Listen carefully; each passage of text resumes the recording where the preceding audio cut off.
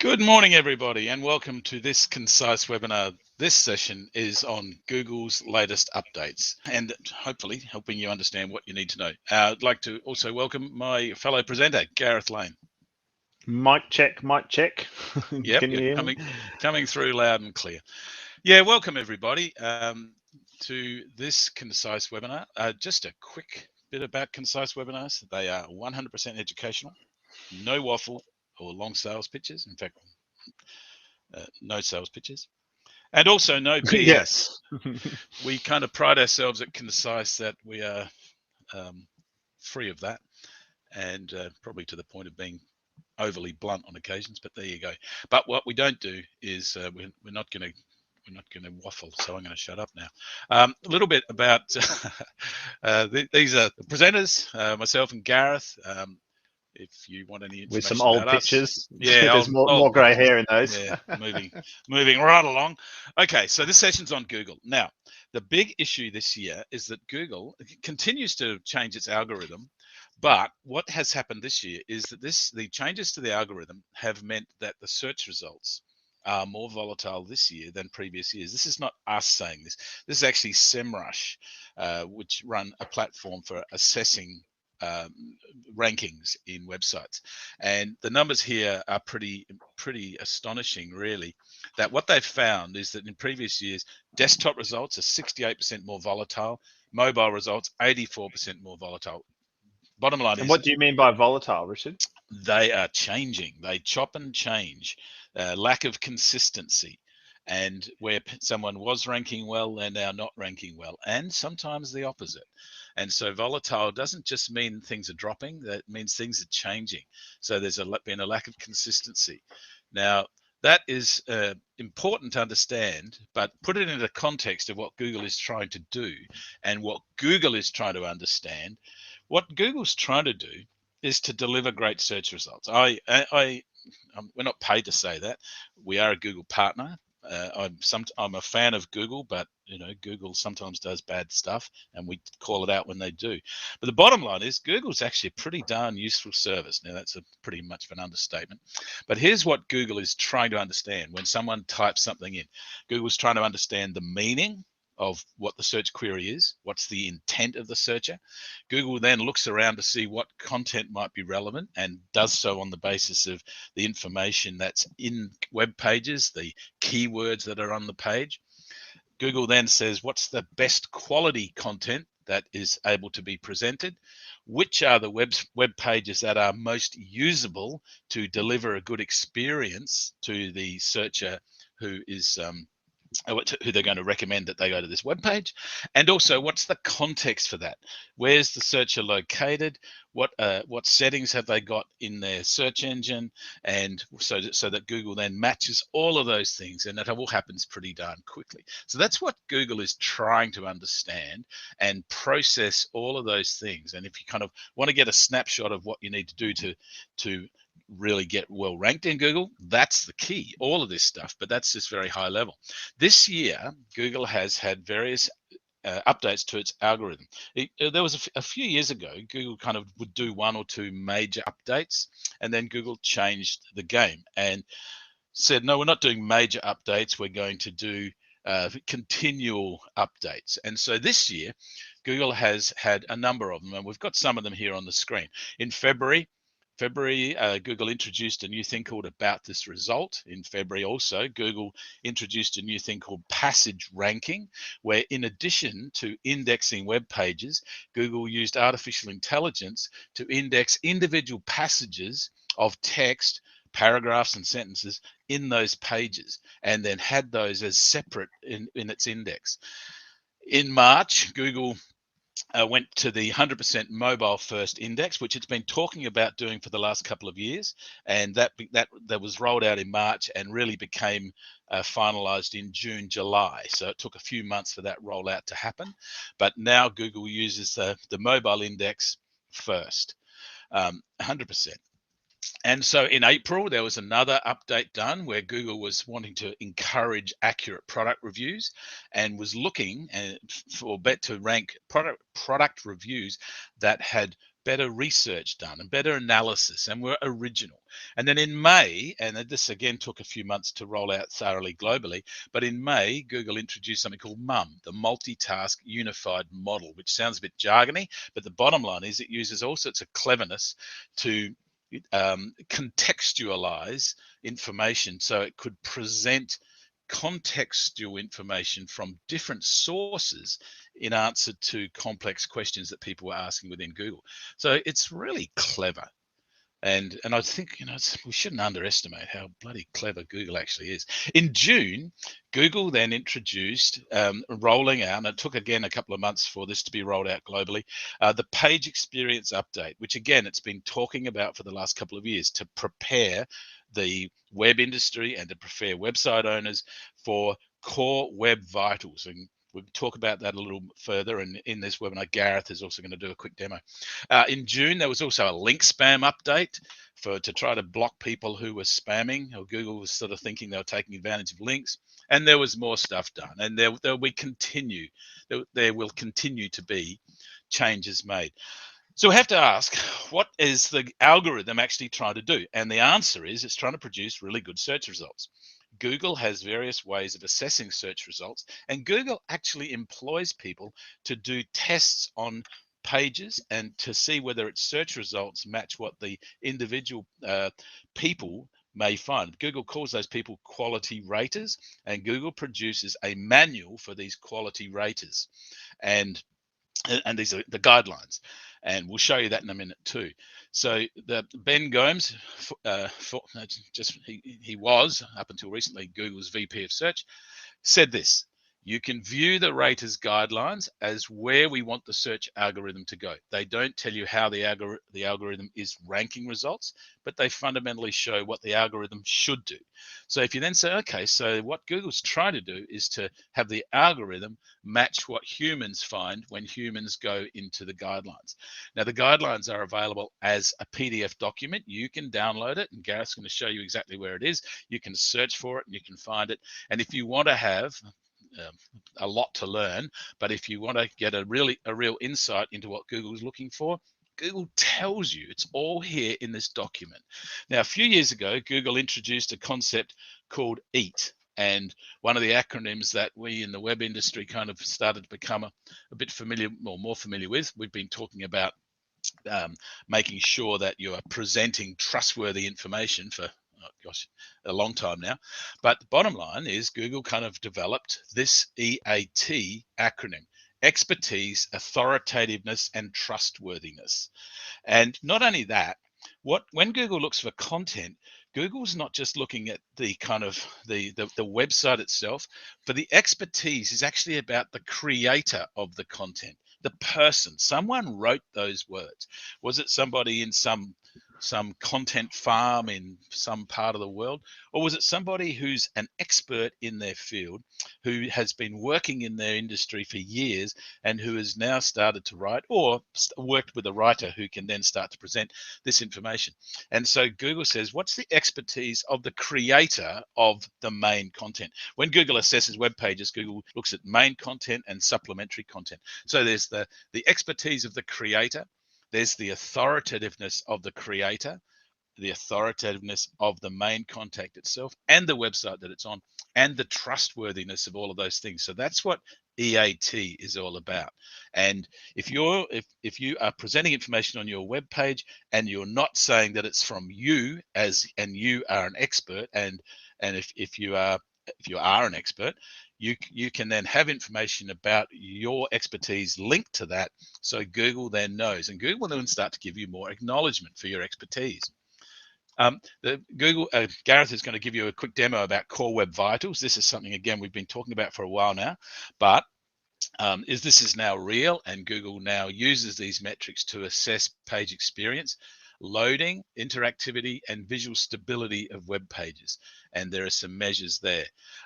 The other thing that Gareth is going to show you is Google actually tries to be really helpful. Google tells you what to do and how to do it. But the point is, as we've put in the note here, there's a heck of a lot to know. And Gareth's going to give you a quick look at the Google's YouTube channel, where Google in fact does present all this information and a whole lot more. So Gareth, with that, over to you. Thanks, Richard. And I just want to stress that there's an awful lot of information about all of this stuff, and there's a lot of, I would say, more bullshitty digital marketing people who will say everything under the sun and to try and convince you that you need to pay them to fix it and blah blah blah. I think the number one thing as a business owner and a website owner is you want to check yourself and ask yourself, is it actually a problem? So if you start looking at your Google results and you're already top of the list for all your primary terms, then you're probably pretty safe.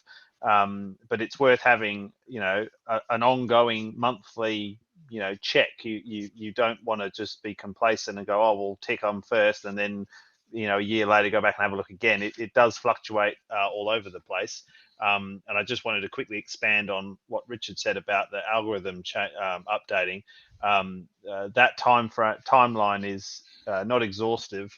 And this little piece of information here said that they tried nearly 5,000 updates in 2020, and not all of them made it through, obviously, but it gives you an idea of how many changes are being made on a daily basis. And as Google collects more information from Google Analytics and Google Assistant and all those sorts of third-party products, it's just feeding the machine with more and more and more information. So I wouldn't be surprised if more changes are made more quickly. So just keep an eye on that. So yeah, it's continually evolving. Indeed. And the document that Richard was referring to has 172 pages. So go and get a coffee or a glass of wine, or probably even a bottle of wine if you're going to go and read through this. But I've also put in a link to a shorter version, and both of these links are from Google themselves. I say be very cautious of reading blogs or content or third-party information that's not sort of the source, because there's usually an angle and it's usually been written for a particular reason. All of this information is available if you go looking. And as Richard mentioned, there is a YouTube channel which is an official Google Search Central, which used to be called Google Webmaster. It is still put out by Google, so they still have that. Don't forget they are a capitalist American publicly listed company making hundreds of billions of dollars a year. So they do have a vested angle. But if you want reasonably good credible information, this is quite a good place to go. The vested angle that Google has is people using Google and Yeah. people relying on Google as their first and main choice of when they go looking for things. Google wants that. Google's built that reputation. Google wants to maintain it. And Google wants to sell a shipload of ads, and it does. Yeah. And it needs eyeballs and it needs data in order to show those ads. So it is all connected. But I think the fundamental thing is just check yourself where you rank for terms before you go blindly, doing things, I think. So back to what I was supposed to be doing. So this idea or acronym C, Core Web Vitals, is something that you can all test yourself. I'll show you how to do it, and I've pulled up a couple of examples because it does take a little bit of time to load. You need to use Google Chrome, the browser. If you don't know that, Google Chrome and you'll find it. Up in the top right-hand side, you'll find three little dots, and then there is a More Tools and then Developer Tools. So in here is lots of useful information, but I won't go into huge detail, but it is More Tools, Developer Tools, and then there's a little tab called Lighthouse. Don't ask me why it's not called Core Web Vitals, but the information is the same. So once you hit that tab, you then get presented with a run test. And then if you run the test, after a couple of minutes, you will be presented with this traffic light set of information. It does look a bit overwhelming and a bit technical, but it is fairly well explained in the browser. Couple of things I want to stress. Your computer is doing the testing, so it will fluctuate from computer to computer, and just for those that know what RAM or memory is, it is memory intensive. So you will find if you're running a lot of Windows, or you've run out of RAM, then you will find the numbers will change. So if you're going to do it, make sure you do it in an isolated test. Try and close everything else, and just have that open, unless you've got some cool, big computer. And also keep in mind that it has a different test for desktop, a different test for mobile, and a different test for each page. So if you're doing if you've got an e-commerce website, I generally suggest you do the home page on a desktop, do the home page on a mobile, do a category page, and then a product page, because each one will be different. If you're not running e-commerce, then do a home page, mobile, desktop, and then a services or a team page, and just get a sort of baseline. It's basic traffic light colors. Red is bad, green is good. I will stress that it is quite hard to get green, so don't be too upset if you don't get green everywhere, but you definitely don't want red. If you see any reds, you don't want red, and you want to try and do as well as you can in orange, and kind of aim for green. This business, the Iconic, most people should know the sort of size and background of this business. They have 150 of me sitting in their office. So, they've just got orange, quite good orange. I mean, most of those are pretty close to green. But, you don't have to get a 10 out of 10 or 100 out of 100 in every score. Just try and avoid red. So you can see here the desktop one has a 87 for performance, 88 for accessibility, 80 for best practices, and 83 for SEO. But then their mobile only has 52 for performance, and that's pretty close to red. So I'm sure there are a group of people at the Iconic in the web development department trying to make sure that that number stays orange, or they do better. But if you're going to do the test yourself, make sure you test both mobile and desktop, because you're going to get different results. And then also their category page. So their category page, sports clothing, gets a 92, so they got green. So a lot of people don't know that you need to test different parts of the pages. If you scroll down, you'll see a little sort of toggle switch here. If you click the more detailed one, it does actually explain what the numbers are saying. Some of it is quite technical, but if you're not sure what it says, feel free to send either of us a quick message or an email, and we can just tell you if it's important. A lot of it under the performance tab is to do with speed. It'll usually tell you what the issues are, and they normally relate back to images. So if you've got big images, or non-optimized pictures, or clunky code, that's normally what affects the performance section. And then underneath here, it tells you what to do. So, avoid enormous network payloads. And that's just technical jargon for big pictures. So you can see here, it's got all these JPEGs, and they're all massive. So it's saying, you're getting a red because your pictures are too big. So go and, that's an easy fix. So I'm surprised this website wouldn't have known that, but anyway. Then you've got accessibility, and accessibility is about user or the widest use of the website by as many different people. So that's things like, not everybody has an iPhone 11, and some people still use an iPhone 6, and some people don't even have a smartphone. So it'll give you some pretty good reasons why it doesn't like it. Keep in mind, Google believes that everything should be white and only have kind of one box, like the Google homepage. So there is a use case for there is an argument for good for customer, good for core web vitals. So you will notice that you can't get perfect scores if you want to have a really pretty looking website. So, it tells you what to do pretty much. Best practices, this is very code related. So if you're working with your web development team, this is probably the area that they need to look at more than anything. And then SEO, again, take this with a grain of salt. It's saying here they're getting a red, links are not crawlable. That has probably been done on purpose. So I guess as long as you consciously know why you've done it, then you would be satisfied with that. But I think the point is, go and have a look at Core Web Vitals, go and look at your scores, work out where you sit, and then debate with your SEO, web, so on people to work out whether or not it's important or it was done on purpose. How's that, Richard, for Core Web Vitals? That's pretty good. In 10 minutes. We could spend a whole day on this, but we're not going to. Carry on, Gareth. Yeah. Okay, so if anyone wants to put a question, feel free to put it in the chat. The other thing that is very useful is something called Search Console. Now, this has been around for a long time and is mostly used by web development people, but Google has kind of released a light version, if you want to call it a light version, which combines some simple information from Google Analytics and Google Search Console and presents it in a single kind of, easy to digest one pager. And so it just gives you some information about where your traffic came from, how long they spent on your website, what the terms that they typed in were. Are you in the top 5? So well done, Concise. You get top 5 for your own brand. I mean, that's pretty obvious.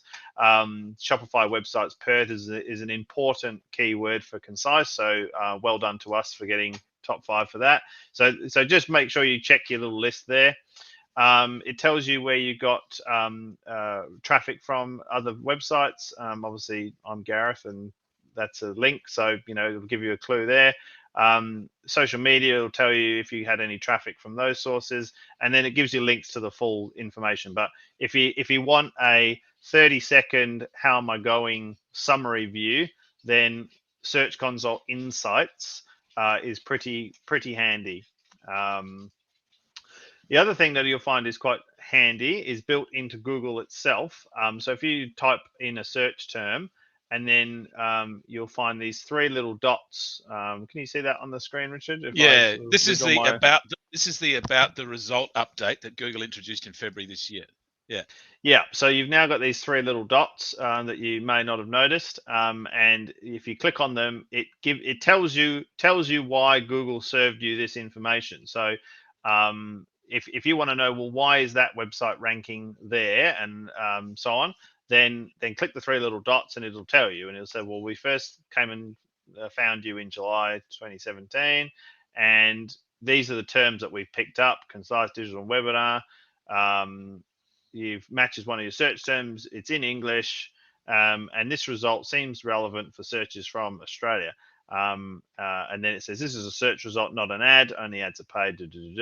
And there's a really handy little link here about how search works, and also learn more search tips. If you follow that, it does a really good job of kind of typical. I've closed it.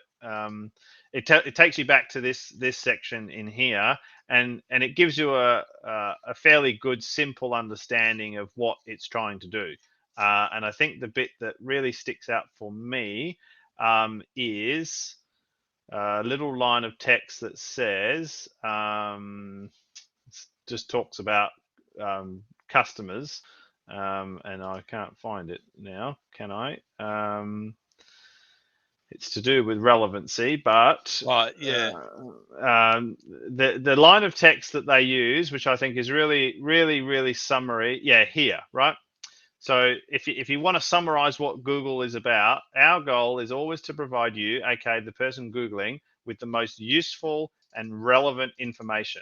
So if you take that little line of text and ask yourself, is my website the most useful and relevant bit of information on the internet for my keyword that I want to rank for, then everything else is academic afterwards. So if you just focus on making whatever it is that the page you're trying to rank useful and relevant, everything else works out. You can go into a huge amount of detail about technicalities and core web vitals and all that sort of stuff. But if you just focus on making sure the page of content is useful and relevant, then you will find your positions will improve.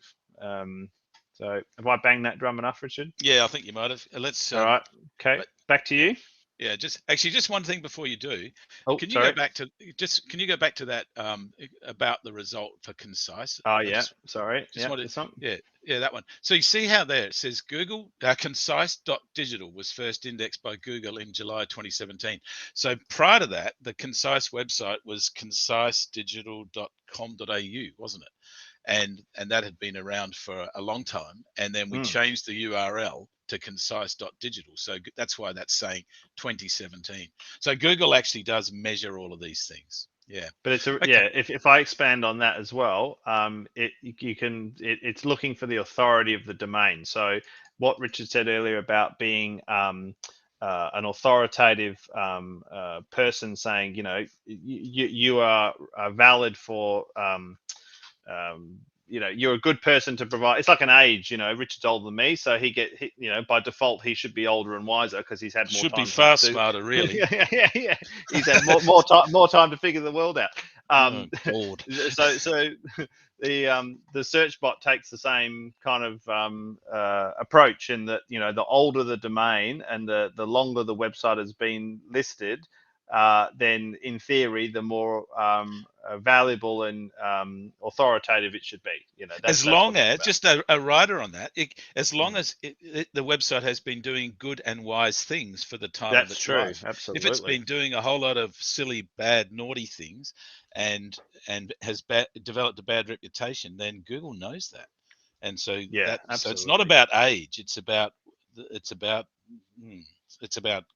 quality, trust, authority, all of those things. Anyway, yeah, very true. All right, back to you. Okay, back. Okay, now, whoops, where'd we go here? Alrighty. So just one thing that we're almost wrapping up now, but one thing that has come through this year and last year, and in fact for the last few years, is that long form content actually works better than short form unless you're just asking a single question. There used to be a few years ago, if someone had said what's the best length for a web page to be, sometime like 15 years ago it was 400 words. Then it went to 800 words. Now it's actually about 2,000 words, 2,100, 2,400 pages that are that sort of length generally. And I've got a graphic that I didn't actually include in this presentation, but pages that are of that sort of length actually generally rank better than those that are a lot smaller. And so the concept here is what's called long form content. And long form content, the general accepted view is anything over 1,200. Some people say 1,800, but generally anything over 1,200 is considered long form. And if you're thinking long form, think more than 2,000 words, not bullshit words, just not silly words, not rubbish. You're not trying to fill it up just to kind of pad it out. But what you're trying to do is to write good content that actually has great meaning and great relevance and great usefulness. As Gareth was saying before, it's about how useful and relevant it is. So if you want a really good tip, focus on developing really good long form content that is going to be able to demonstrate your expertise. You can use case studies, you can use FAQs. It's going to be able to, Google is going to be able to crawl it really well. It's going to build that engagement on your web page as long as people read it. And as such, it's then going to build the authority and the credibility. All that kind of goes to trust. With long form content, you can target different keywords. You can work on a keyword kind of family, if you like, and you can then, once you develop good content that other people recognize, people can start to link to it.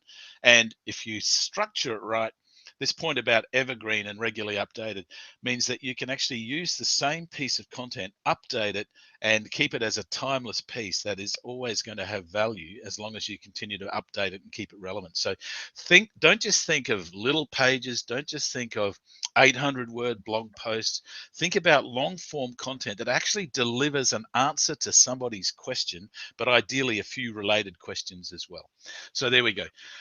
Can I just expand on that as well? Because when you can. read 7,500 words, you go, "Oh, that's very scary. That's a lot of words I've got to type." But a really easy quick way of doing a lot of content is if you do a video. Richard and I probably talked 7,000 words in this last half an hour.